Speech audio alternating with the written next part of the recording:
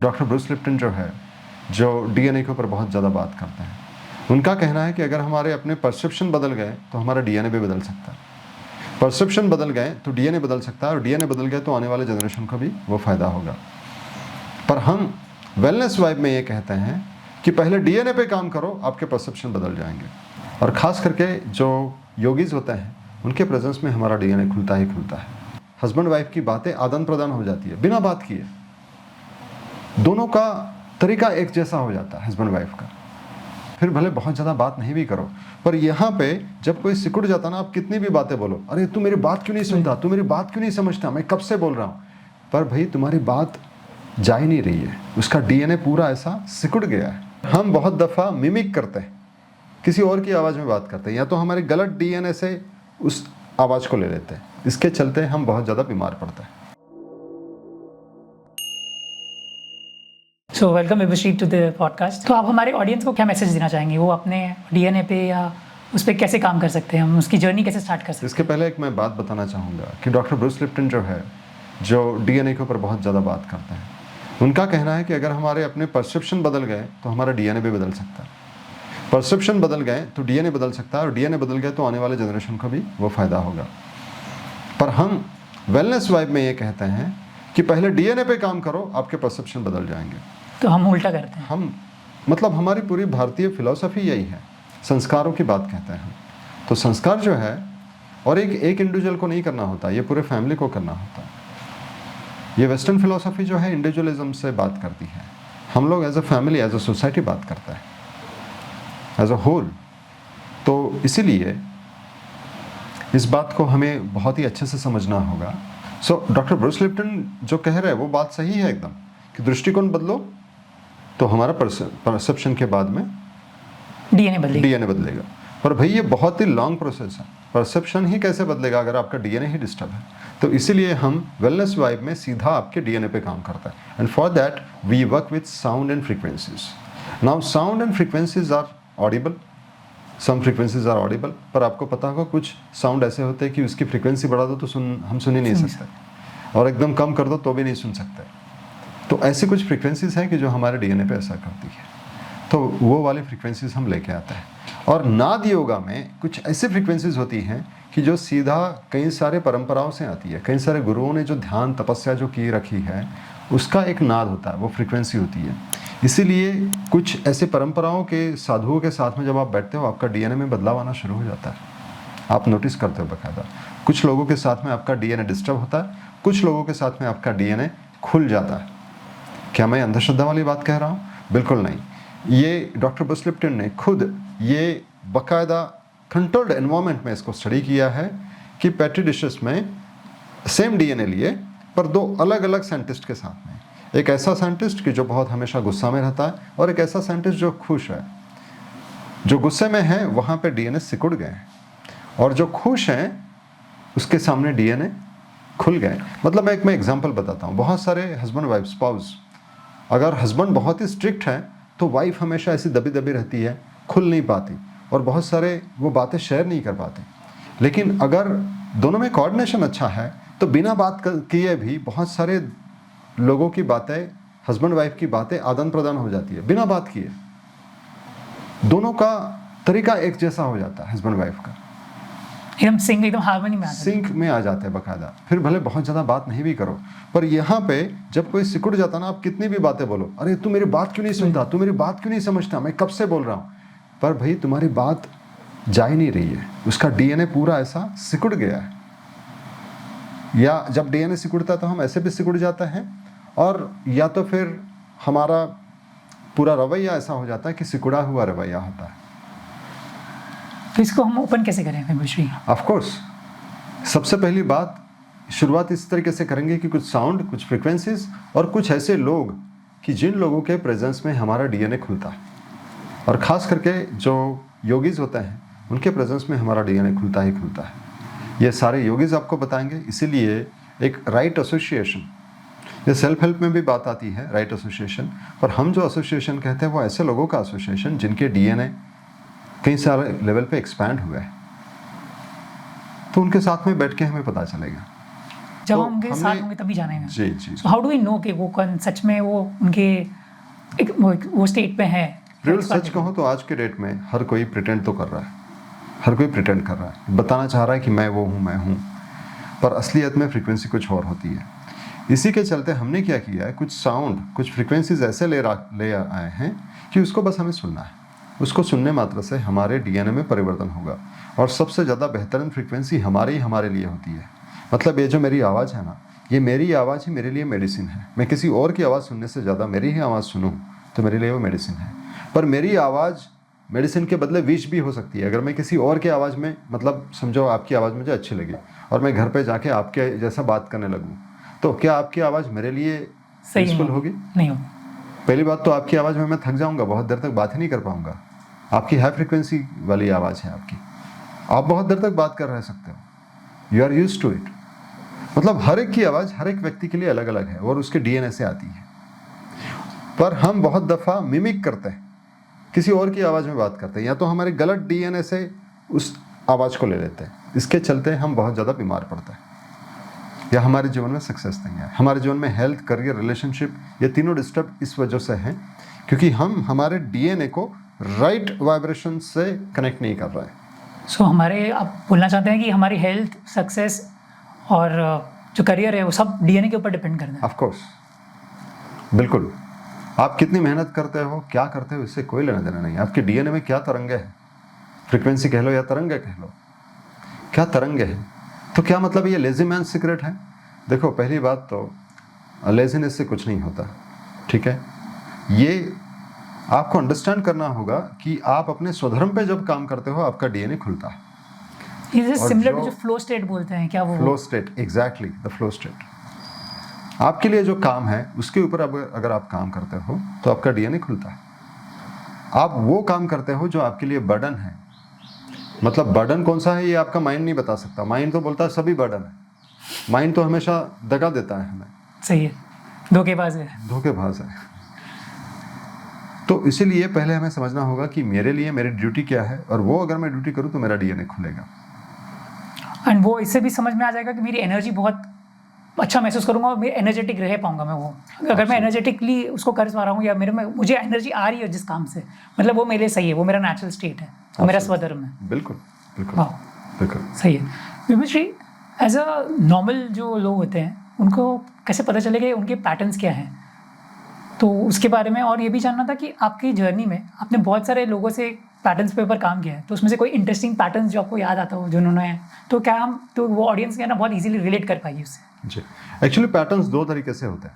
एक विजिबल, मतलब आपको बाकायदा दिखते हैं कि आपके साथ में वही होता है, या कुछ ऐसे पैटर्न्स होते हैं जो इनविजिबल, आपको पता तक नहीं चलते पर उसके एक्सप्रेशंस कुछ और हो जाते हैं।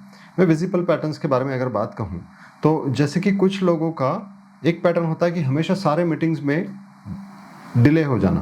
मतलब वो एक एरिया में कैसे काम करते हैं वो उसका रिफ्लेक्शन हर एक एरिया में होता है, ठीक है।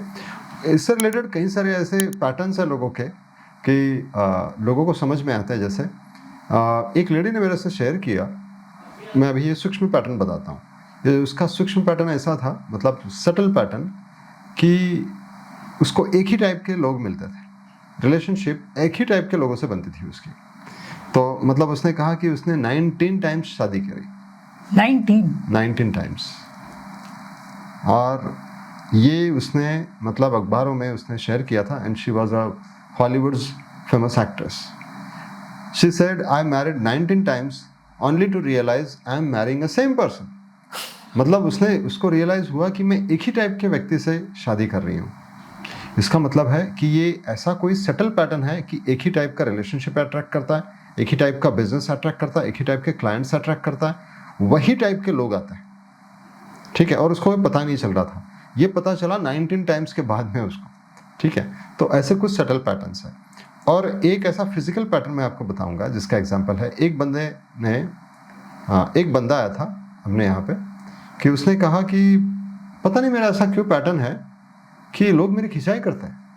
तो मैंने बोला अच्छा, तो आपको कैसे पता चला कि इस पैटर्न को आपको रिलीज करना है करके? बोलते मैंने तो बहुत कोशिश भी करी इसके ऊपर, तो मैंने पूछा उनको, फिर इस पैटर्न को बदलने के लिए, अगर आपको पता चला है कि आपका पैटर्न है, लोग खिंचाई करते हैं, तो इस पैटर्न को बदलने के लिए आपने कुछ किया? तो बोलते बिल्कुल कर रहा हूँ, मैंने बहुत कुछ किया। मैंने पहले जिस कंपनी में था और मुझे पता चला कि यहाँ पे मेरी खिंचाई होती है, तो मैंने उस कंपनी को छोड़ दिया, मैंने दूसरी कंपनी ज्वाइन करी। उस कंपनी में कुछ महीने के बाद में वही सिलसिला शुरू हुआ। एंड ही सेड कि अभी मैं क्या करूँ? तो उसने बैंगलोर से उसने किसी और मतलब और सिटी में चला गया वो। और सिटी में जाने के बाद में पता चलता है कि 1 महीने के बाद में एग्जैक्टली सेम टॉपिक पे उसकी खिंचाई हो रही है। And now he is surprise, अरे यहाँ पे किसने बोला? जरूर कहीं ना कहीं किसी का कनेक्शन होगा। तो उसने बकायदा वो कंट्री भी छोड़ दी, दूसरे कंट्री में गया, and again on a same topic उसकी मतलब खिंचाई होती थी। और सरप्राइज रह गया कि ऐसा क्या है, ये बताता कौन है? कौन बताता होगा, बताइए आप। उसके जो हमारे डीएनए के वाइब्रेशन, ऑफ कोर्स हमारा ही डीएनए लोगों से शेयर करता है कि आओ मेरी एक खिंचाई करो, या मेरे से ऐसा बिहेव कर दो। मतलब मेरे से कैसा बिहेव करना चाहिए ये मेरा डीएनए बताता है। मेरे डीएनए लगातार ऐसे कुछ मैसेजेस एमिट करते रहता है, और ऐसे कई सारे पैटर्न्स हमारे लाइफ में मजेदार चलते रहते हैं। तो हम ही वो सिग्नल है जो अट्रैक्ट करते हैं और रिसीव करते हैं। बिल्कुल बिल्कुल, और सेंड करते हैं वही सिग्नल्स। जी। सो विभूषी, ये हेल्थ पे ये पैटर्न्स कैसे काम करते हैं, थोड़ा उस पर बताएंगे? बिल्कुल बिल्कुल। जब आप डॉक्टर के पास जाते हो तो डॉक्टर आपको क्या पूछता है? किसी कोई ऐसी बीमारी होगी तो, कि जो बहुत पुरानी बीमारी होगी, तो डॉक्टर क्या पूछता है? आपकी फैमिली हिस्ट्री, आपको बाप दादा को था, आपके फैमिली में किसी को है। हाँ एग्जैक्टली, मतलब वो हिस्ट्री क्यों जानना चाहते हैं? क्योंकि वो हमारे डीएनए में उसके पैटर्न्स रहे होंगे। तो ये सारे पैटर्न्स हमारे डीएनए में हमारे पूर्वजों से आ जाते हैं हेल्थ के। यहाँ तक कि मैं आपको बता दूं कि डायबिटीज़ जो है ये भी फैमिली हिस्ट्री से आता है। मैं आपको उस समय की एक बात बता रहा हूँ कि अभी ये मतलब 10 सालों में डायबिटीज़ काफ़ी फैला है, मतलब वो पता नहीं क्या है। पर 10 साल पहले डायबिटीज़ का इतना नहीं था, होता था कुछ लोगों को, पर वो एंसेस्ट्रल ही होता था बहुत दफ़ा। तो एक बंदे ने शेयर किया हमसे कि उनके फैमिली में डायबिटीज़ है और एक सर्टेन एज में सबको डायबिटीज़ होता है।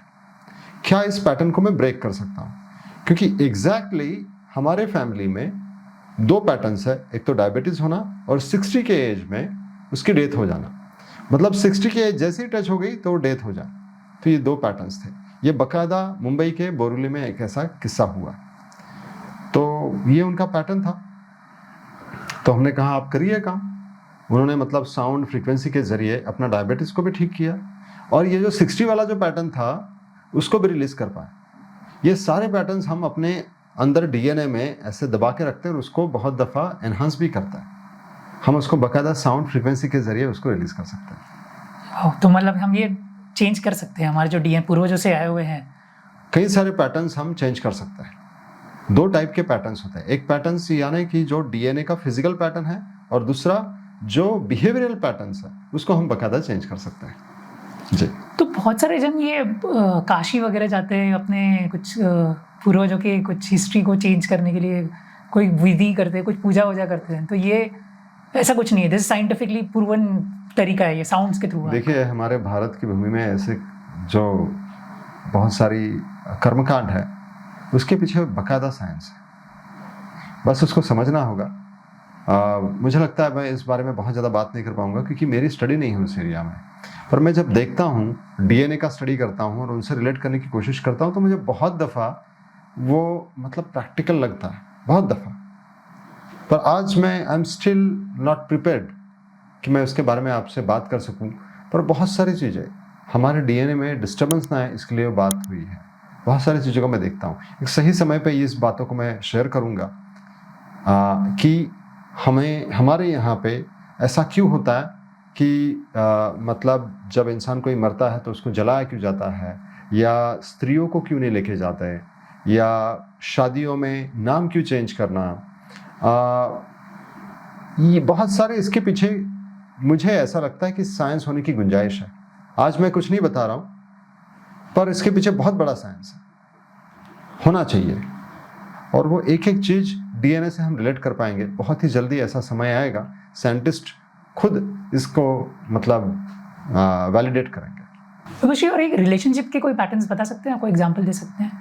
रिलेशनशिप के पैटर्न में बताता हूँ आपको। एक ही टाइप के लोग मिलना हमारे जीवन में, एक ही टाइप के लोग। जैसे मैंने आपको एक स्टोरी भी बताई कि कैसे एक लेडी ने 19 टाइम्स शादी करी और सेम टाइप के लोगों को वो अट्रैक्ट करती थी। वैसे ही हमारे लाइफ में पैटर्न्स ऐसे बनते हैं कि हम बचपन से क्या देखते आए। अभी जैसे कि बहुत दफ़ा सास कभी बहू, वो वाले किस्से और ऐसे जो मैसेजेस हम पढ़ते रहते हैं, हस्बैंड वाइफ के झगड़े वाले मैसेज, है ना। तो ऐसे मैसेज हम जितना ज़्यादा पढ़ेंगे ना, तो हमारे अंदर वो कॉन्फ्लिक्ट वाला डीएनए के हर एक के अंदर है। सास बहू का और हस्बैंड वाइफ का ये तो कॉन्फ्लिक्ट है ही है, लेकिन जितना ज़्यादा मैसेज और जितने ज़्यादा ऐसे सीरियल्स देखना शुरू कर देंगे ना, उतना ज़्यादा हमारा पैटर्न जो है रिलेशनशिप का वो डिस्टर्ब हो सकता है। कई सारे लोगों को हमने हेल्प करी है। साउथ मुंबई में एक जॉइंट फैमिली थी, उसमें जो बहू थी she was highly qualified and उनका छोटा बेटा भी था, पर उनकी सासू माँ जो थी उनको बहुत तकलीफ देती थी, मतलब हर एक बात पे ताना। और जब वो अपने पास में आई तो वो कहती है मुझे पता नहीं क्यों मेरी सासू माँ से मुझे बहुत तकलीफ होती है। और उनका एक पैटर्न है, पता नहीं वो उनका पैटर्न है या मेरा पैटर्न है, कि वो मुझे ताना देती है, लगातार ताना, और मुझे रुलाने लग जाती है लिटरली। तो जिसकी वजह से मैं बहुत दिक्कत में हूँ। तो मैंने कहा उनको, देखिए ये शादी के बाद का पैटर्न नहीं है आपका, शादी के पहले से भी होगा है। शादी के पहले आपके घर में हुआ होगा, आपके कॉलेज में, स्कूल्स में ये होता रहा होगा, और आप जहाँ कहीं पे भी जाती रही ये पैटर्न 100% रहा होगा। एंड शी एक्सेप्टेड, यस, कि मेरे लाइफ में ये सारा पैटर्न ऐसे रहा है कि मतलब मेरे फैमिली में मेरी बहनों ने मुझे ताना मारा है, फिर मैंने जहाँ पे मैं कॉलेज में थी, कॉलेज में भी ये सेम पैटर्न, पर ये शादी के बाद में ये मेरा पैटर्न काफ़ी बढ़ गया है। तो जब हमने डीएनए पे काम किया और जैसे ही डीएनए का प्रोग्राम करके गई, उसी दिन उनके सासू माँ ने उनको हक किया और रोना शुरू कर दिया कि मैंने तुम्हें बहुत तकलीफ दी है बेटा। ऐसे कई सारे किस्से हैं। फिर मैं अगर आपको बता दूं, कुछ लोगों ने तो ये भी शेयर किया कि ऐसा कभी नहीं हुआ कि, और एक अंधेरी की एक स्टोरी बताऊंगा मैं आपको, कि उस लेडी के घर में कोई बात ही नहीं करता था। 3 लोग थे, हस्बैंड, छोटी मतलब उनकी बेटी और वो, तीनों आपस में एक दूसरे से बात नहीं करते थे। इस लेवल पे उनका रिलेशनशिप का कॉन्फ्लिक्ट था। जैसे डीएनए का प्रोग्राम किया, घर पे जैसे ही गई तो बेटी ने पानी लाके दिया और जिस तरीके से बात किया मेरे हस्बैंड ने वगैरह, शी वाज सरप्राइज्ड। और उन्होंने कई दफ़ा ये शेयर किया कि ये कैसे, मतलब just because I attended your DNA, what is that you did. सिर्फ एक सेशन में ऐसा हुआ है। कई सारे लोगों के डिप्रेशन ठीक हुए हैं, कई सारे लोगों के ऐसे पैटर्न्स कि जो पैटर्न्स मतलब कुछ किए जाने वाले नहीं थे। तो रिलेशनशिप के एरिया में यस, बहुत सारे पैटर्न्स चेंज हुए। This is interesting. मुझे ये पैटर्न तो समझ में आ गया, पर ये डीएनए चेंज कर सकते हैं, सच में पॉसिबल है? देखो, ये बहुत लोगों को क्वेश्चन रहा है, मतलब मैं देखते आ रहा हूँ, यहाँ तक कि डॉक्टर भी मुझे पूछते थे कि ये डीएनए कैसा चेंज कर सकते हैं भाई। देखो, एक्चुअल में हम डीएनए तो नहीं चेंज कर सकते, जो फिजिकल डीएनए है उसका मॉलिक्यूलर लेवल पे हम कोई चेंज नहीं लेके आते, पर एक्सप्रेशन की मैं बात कर रहा हूँ, बिहेवियर की बात कर रहा हूँ। अगर आप टेस्ट करेंगे ना, तो टेस्ट में भी आप पाएंगे कि ऐसा डीएनए कुछ चेंज नहीं हुआ है, पर आप खुद अपनी आंखों से देखते हो कि आपका बिहेवियर चेंज हुआ है। और इसके पीछे साइंस क्या है? तो साइंस है एपिजेनेटिक्स, क्योंकि जेनेटिक्स जो था वो कहता था 30 साल पहले कि we are victim of our genes. मेरा जैसा जीन्स होगा वैसे ही मैं आऊँगा, वैसे ही मेरा बिहेवियर होगा। एक्सप्रेशन तो ठीक है, मतलब मैं कैसे दिखता हूँ, मेरे बालों का रंग कैसा है, वो सब ठीक है, वो चेंज नहीं होगा। पर चेंज क्या होता है? वो होता है आपका बिहेवियर, कि आप जो पूर्वजों से लेके आए हो। इसके लिए एपिजेनेटिक्स कहता है कि आप एनवायरनमेंट बदल दो तो आपको राहत मिल सकती है। और रशियन थ्योरी अभी रिसेंटली जो डेवलप हुई है वो कहती है when you bring the sound and frequencies, और when you expose yourself to a certain sound and frequencies, आपका डीएनए बदल सकता है। So yes, there is a scientific base behind this कि हम अपना डीएनए चेंज कर सकते हैं। और मैं खुद 12 सालों से देखते आ रहा हूँ कि कई सारे लोगों ने अपने पैटर्न्स बदले। सो इसके लिए कोई कंट्रोल्ड एनवायरनमेंट में काम करे वो तो अलग बात है, लेकिन हम अपनी आंखों से भी देख रहे हैं, we have seen many such cases. कोई इंसान 12 सालों तक एक काम करता रहे तो वो बिना मतलब तो काम नहीं कर सकता। हमें जो इतना मोटिवेशन मिलता है, लोगों में हम जो बदलाव देखते हैं, ड्रामेटिक बदलाव, लोगों के लाइफ में जो खुशियाँ आती है, क्योंकि एक पैटर्न की वजह से क्या कुछ नहीं होता, पैटर्न की वजह से लोग चाहकर भी अपने जीवन में सक्सेस नहीं लेके आ पाते। तो वैसे आपकी जर्नी जो डीएनए एक्टिवेशन की थी वो कहाँ से स्टार्ट हुई और आपने क्या देखा जिससे वो ये चालू हुआ, ये सब चीज़ें? देखो, एक्चुअली मैं 8th स्टैंडर्ड से कई सारे बुक्स रीड कर रहा हूँ, बहुत सारे बुक्स रीड किए हैं मैंने, और मैं परेशान था अपने खुद के लाइफ से। जिस तरीके से बच्चे बुली करते थे, पढ़ाई में बहुत अच्छा नहीं था, तो मैंने बहुत ज़्यादा अपने अंदर बदलाव करने के लिए बुक्स पढ़ना शुरू किया। कई सारे प्रोग्राम्स अटेंड करता था मैं, और इससे फ़ायदा हुआ मुझे। पर एक सर्टेन स्टेज के बाद में रियलाइज़ हुआ कि मेरा बिहेवियर बार बार वैसे ही आ जाता है फिर से, ऐसा क्यों? और वो चेंज नहीं हो रहा था। बिहेवियर जो था लगातार एक जैसा ही होता था, एक सेट पॉइंट होता था। कुछ सालों के बाद मैं चेंज करूं, बाद में फिर से वैसे ही। ये आपने भी नोटिस किया होगा, आपके भी लाइफ में ऐसा हुआ होगा। तो मैंने सोचा कि ऐसा क्या चक्कर है। हुआ ऐसे कि 2012 में I met with near death accident, और उसके बाद में मेरे पैटर्न्स बदल गए। मैं अपने फैमिली से बहुत ही अलग बिहेव करने लगा, बहुत ज़्यादा मेरा बदलाव अलग हो गया। और मैंने देखा कि उसके बाद मेरा एक अलग ही लेवल की शांति आ गई, अलग ही लेवल का डेवलपमेंट होना शुरू हुआ, और वो पहले जैसे विचार मुझे अब दिक्कत नहीं दे रहे। तो ये जो मुझे मिला, उसको मैं ग्रैटिट्यूड में लोगों से कैसा शेयर करूं, इसलिए मैंने अपने जीवन का मिशन बना दिया कि 10 मिलियन लोगों को, जो लोग अपने पैटर्न से डिस्टर्ब हो रहे हैं और जिनकी प्रोडक्टिविटी नहीं बढ़ रही है, अपने पैटर्न की ज़िंदगी जी रही है, किसी और की ज़िंदगी जी रहा है, खुद की ज़िंदगी कैसे जिएंगे। इसके लिए हम 10 मिलियन लोगों तक पहुंचना चाहते हैं वेलनेस वाइब के ज़रिए, और उनके डीएनए में बदलाव लाना चाहते हैं। तो ये 2012 के बाद में इसको मैंने खुद अनुभव किया कि डीएनए को बदलते हुए, और उसका एक साइंस मेरे ही डीएनए के अंदर से खुलने लगा, और उस डीएनए का साइंस मैं अभी लोगों को बांट रहा हूँ 2012 से। थैंक यू विभूषी, आपने डीएनए के बारे में आपने इतनी जानकारी दी। हमें पता चला कि डीएनए ही सब कुछ है, और डीएनए से बहुत सहज तरीके से हम अपनी लाइफ ट्रांसफॉर्म कर सकते हैं, और उसके लिए बहुत ही धन्यवाद। और हम सच में जानना चाहूँगा, मैं बहुत क्यूरियस हूँ मैं कि आप जो सरदर्म की बात की है, और जो डीएनए पे खुद के नेचुरल जो स्टेट है उस पर आने की जो बात की है, उसके लिए धन्यवाद। जी, थैंक यू वेरी मच।